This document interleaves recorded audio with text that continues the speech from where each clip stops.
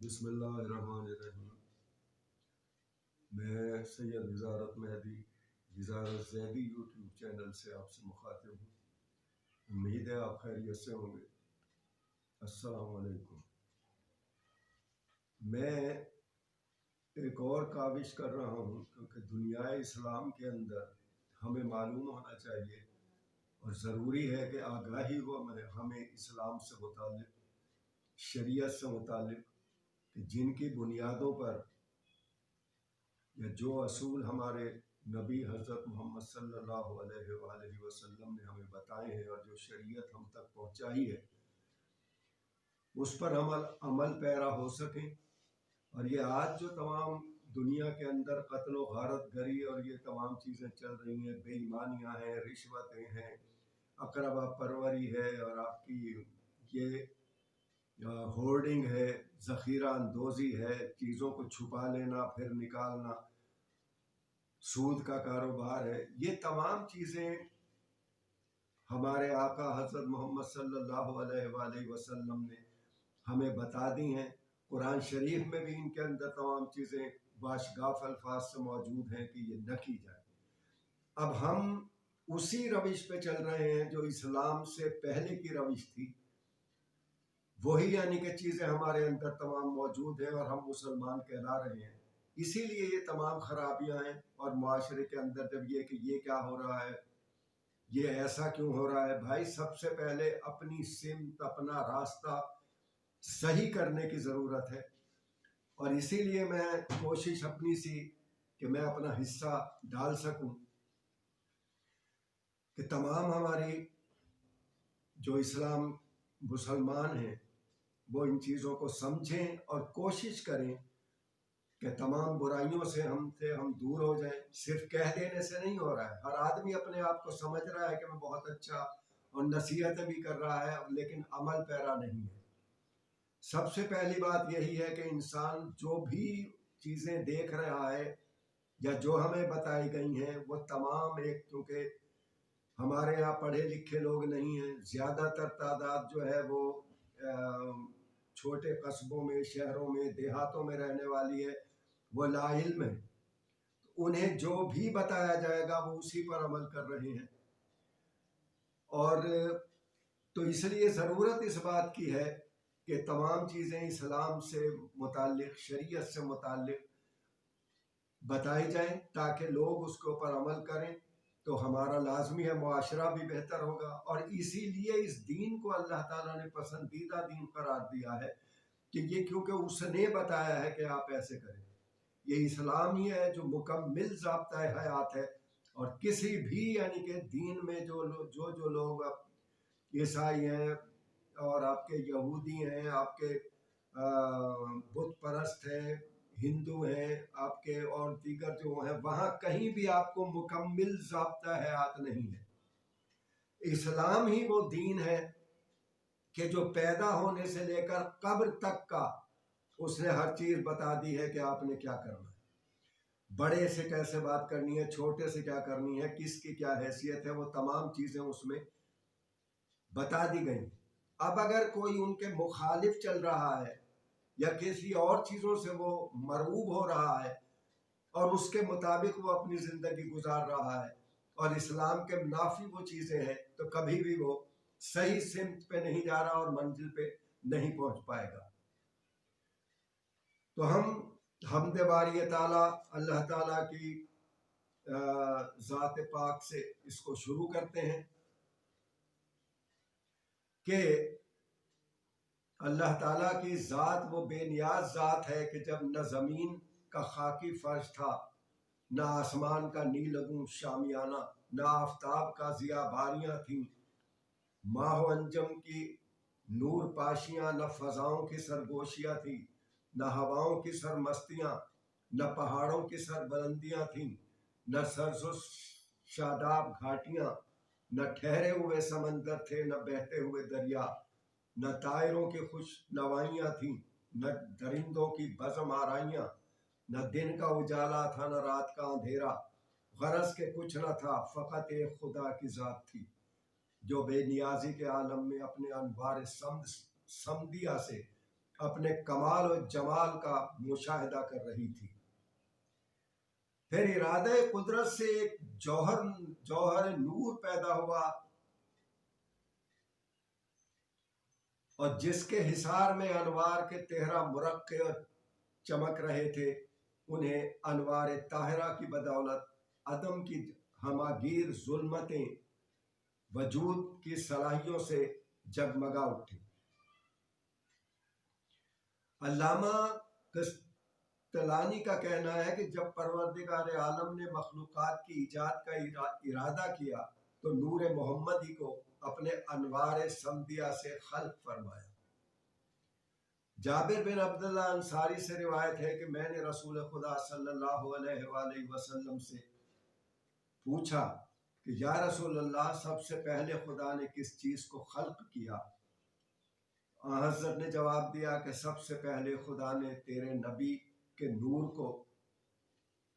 اپنے نور سے خلق فرمایا۔ علامہ مسعودی نے مروج الذہب میں حضرت علی علیہ السلام سے روایت کی ہے کہ جب اللہ نے تقدیر مخلوقات اور آفرینی کی خلقت کا ارادہ کیا تو آسمان و زمین کے پیدائش سے قبل اپنے نور سے ایک شعلہ نور کو پیدا کیا جو ہمارے رسول حضرت محمد صلی اللہ علیہ وآلہ وسلم کی شکل میں حویدہ ہوئے۔ اب ہم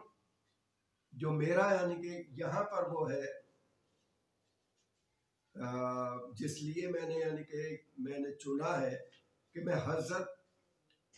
انبیاء علیہ السلام کی زندگی اور واقعات و حالات پر کچھ بتانے کی کوشش کروں اور ہمارے ذہنوں کی آبیاری ہو سکے، اور جب ہم تمام چیزیں ان واقعات و حالات و انبیاء علیہ السلام کے سنتے ہیں، دیکھتے ہیں، تو ایک ہمیں کہ کیسے تخلیق ہوئی، کیسے وہ رہے زمانے کے اندر، کیا کیا مشکلات ان کو پیش آئیں، کن ادوار سے یعنی کہ وہ گزرے، قوموں کے کیا حالات ہوئے، تو بہت ہی دلچسپ یعنی کہ ٹاپک ہے یہ، اور ہر مسلمان کو اس سے آگاہی ہونی چاہیے۔ تو ابو البشر حضرت آدم علیہ السلام کیونکہ پہلے خلیفہ ہیں، پہلے نبی ہیں، وہیں سے ہم شروع کریں گے۔ یہ بنی جان قوم جن کی تباہی و بربادی کے بعد ایک روایت اور قول مرسل کے مطابق اس دنیا کی سرزمین 4000 سال تک ویران، سنسان اور غیر آباد پڑی رہی۔ پھر مشیت کی طرف سے ملائکہ کی صفوں میں یہ اعلان ہوا کہ میں زمین پر اپنا ایک خلیفہ یعنی نائب مقرر کرنے والا ہوں۔ فرشتے جو جناتوں کا باہمی کشت و خون اور اس کا عبرتناک انجام دیکھ چکے تھے کہنے لگے، اے معبود، کیا تو ایسے کو اپنا خلیفہ مقرر کرے گا جو زمین پر خوریزی اور فساد برپا کرے گا؟ حالانکہ ہم تیری تسبیح و تقدیس کرتے ہیں۔ جواب ملا، میری تمام حکمتیں راز میں ہیں اور میں جو جانتا ہوں وہ تم نہیں جانتے۔ فرشتے خاموش ہو گئے۔ دوبارہ پھر اعلان ہوا کہ میں مٹی سے ایک مخصوص مخلوق یعنی انسان کو پیدا کرنے والا ہوں، اور دیکھو جب میں اس کا پتلا تیار کر کے اس میں اپنی پسندیدہ روح داخل کروں تو اس کے سامنے تم سب اپنی اپنی پیشانیاں سجدے میں رکھ دینا۔ اس اعلان کو بھی تمام ملائکہ نے سنا اور کسی نے انکار نہیں کیا۔ اب خالق نے اپنی قدرت خاص کے انتظام سے نرم و سخت، شیریں و شورا، زار، ہموار و ناہموار زمین سے مٹی جمع کی اور اسے پانی میں اتنا بھگویا کہ وہ صاف ہو کر نتھر گئی، اور تری سے اتنا گوندھا کہ اس میں لس پیدا ہو گیا۔ اس سے ایک ایسا پیکر بنایا جس میں جوڑ ہیں، موڑ ہیں، اعضاء ہیں اور مختلف حصے ہیں۔ پھر اسے یہاں تک سکھایا کہ وہ خود تھم سکے، اور اس قدر سکھایا کہ وہ کھنکھنانے لگے۔ پھر ایک وقت معینہ اور مدت مقررہ تک اسے یوں ہی رہنے دیا، پھر اس میں روح پھونکی تو وہ ایسے انسان کی صورت میں اٹھ کھڑا ہوا جو قوائے ذہنی کو حرکت دینے والا، فکری جولانیوں کو بروئے کار لانے والا، اعضاء اور جوارح سے خدمت لینے والا، ہاتھوں اور پیروں کو چلانے والا، اور ایسی شناخت کا مالک ہے جس کے ذریعے وہ حق و باطل میں تمیز کر سکے۔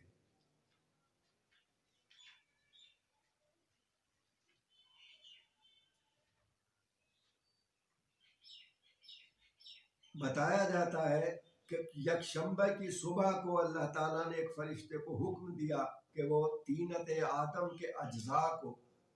باہم مخلوط کر کے خمیر کرے۔ چنانچہ اس فرشتے نے 40 سال تک اس مٹی کو گوندھا،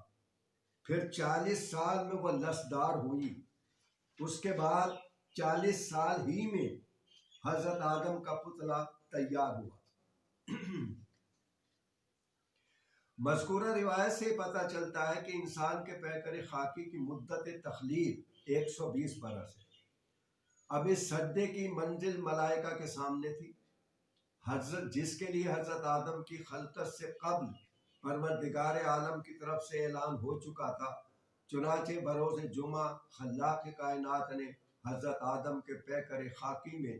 اپنی پسندیدہ روح داخل کر کے انہیں ایک جیتے جاگتے اور باشعور انسان کی شکل میں فرشتوں کے سامنے پیش کر دیا۔ حکم خالق کے مطابق تمام ملائکہ نے اپنی پیشانیاں سجدے میں رکھ دیں، لیکن ابلیس نے یہ کہہ کر انکار کر دیا کہ میں اس مخلوق کو سجدہ نہیں کروں گا، اس لیے کہ اس کی خلقت مٹی سے ہوئی ہے اور میری خلقت آگ سے جو مٹی سے بہرحال افضل ہے۔ ابلیس نے یہ تمام کچھ غرور اور یہ انکار غضب الہی کا سبب بنا، اور پروردگار نے اسے اپنی جوار رحمت اور ملائکہ کی صفوں سے نکال کر مردود بارگاہ قرار دے دیا۔ چنانچہ نتیجہ یہ ہوا کہ اس کی 4000 سال کی عبادت و ریاضت خاک میں مل گئی۔ ابلیس ملائکہ کی صفوں سے تو باہر ہو گیا، مگر اس نے ہمت نہیں ہاری، بلکہ پروردگار سے اس نے انسان کی عظمت و برتری کو شکست دینے کے لیے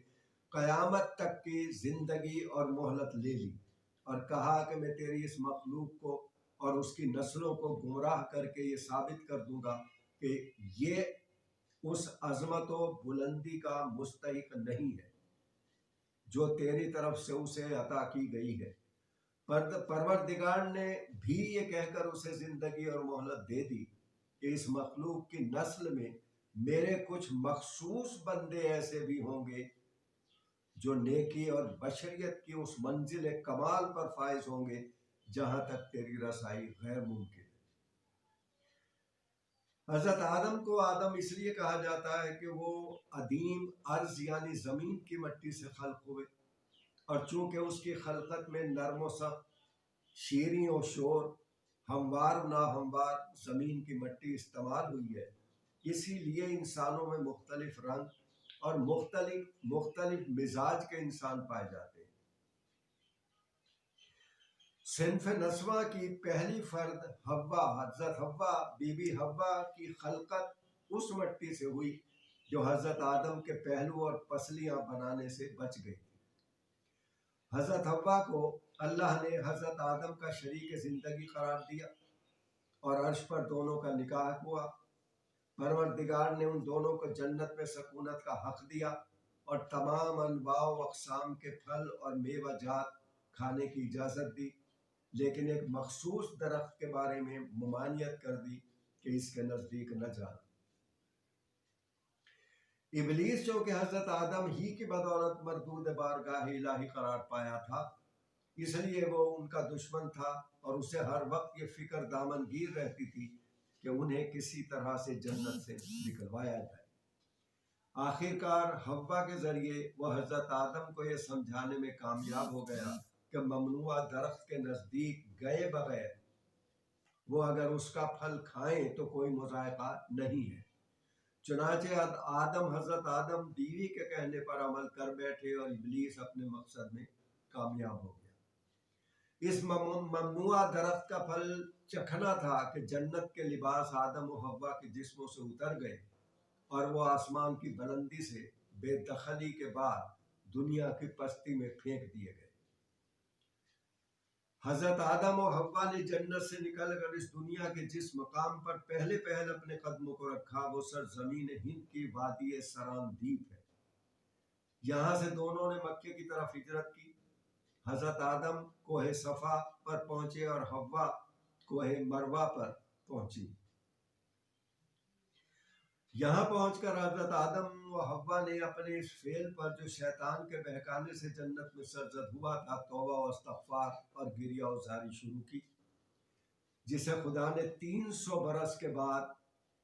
پنجتن پاک کے ناموں کی برکت سے قبول فرمایا اور جبرائیل کو یہ حکم دیا کہ وہ ایک خیمہ جنت سے لے جائیں اور اس زمین پر نصب کر دیں جو خانہ کعبہ کے لیے مخصوص کی گئی ہے۔ جبرائیل آئے، انہوں نے خیمہ نصب کیا اور اس کے ساتھ ہی انہوں نے حدود کعبہ کے چاروں کونوں پر پتھر نصب کر کے حد بندی بھی کی۔ حکم الہی کے مطابق جبرائیل نے ان پتھروں میں سے ایک کوہ مروہ، ایک کوہ صفا، ایک کوہ طور اور ایک کو جبل السلام سے لیا۔ پھر انہوں نے حجر اسود کو نصب کیا جو جنت سے آیا تھا اور کوہ ابو قبیس پر بطور امانت رکھا ہوا تھا۔ اس پتھر کے بارے میں بعض مورخین کا بیان یہ ہے کہ یہ ایک فرشتہ تھا جو عہد میثاق کا امین تھا۔ چنانچہ خدا نے چاہا کہ یہ عہد زمین پر جاری ہو، لہٰذا اس نے اس فرشتے کو حجر اسود کی شکل میں تبدیل کر دیا اور خانہ کعبہ کے لیے مخصوص کر دیا کہ دنیا کے لوگ اپنے عہد و پیما کو اس کے ذریعے یاد کرتے رہیں۔ حضرت آدم نے جبریل کے ساتھ حدود حرم کا طواف کیا اور بعد میں چاروں کونوں پر نصب کردہ پتھروں کی بنیاد پر کعبے کی دیواروں کو بلند کیا۔ اللہ نے اپنے اس پہلے نبی کی ضروریات زندگی کی ہر شے کے علم سے آراستہ کر کے دنیا میں بھیجا تھا، لہٰذا وہ مطمئن تھے، لیکن سب سے بڑا مسئلہ ان کے سامنے افزائش نسل کا تھا، کیونکہ نوع بشری میں سگے بہن اور بھائیوں کے درمیان سنت و تزویج کا جاری ہونا اور درست نہ تھا۔ اس مشکل کو خدا نے حوروں کے ذریعے آسان کر دیا، جیسا کہ تاریخ بتاتی ہے کہ حضرت آدم کے فرزند حضرت شیش کا نکاح نزلہ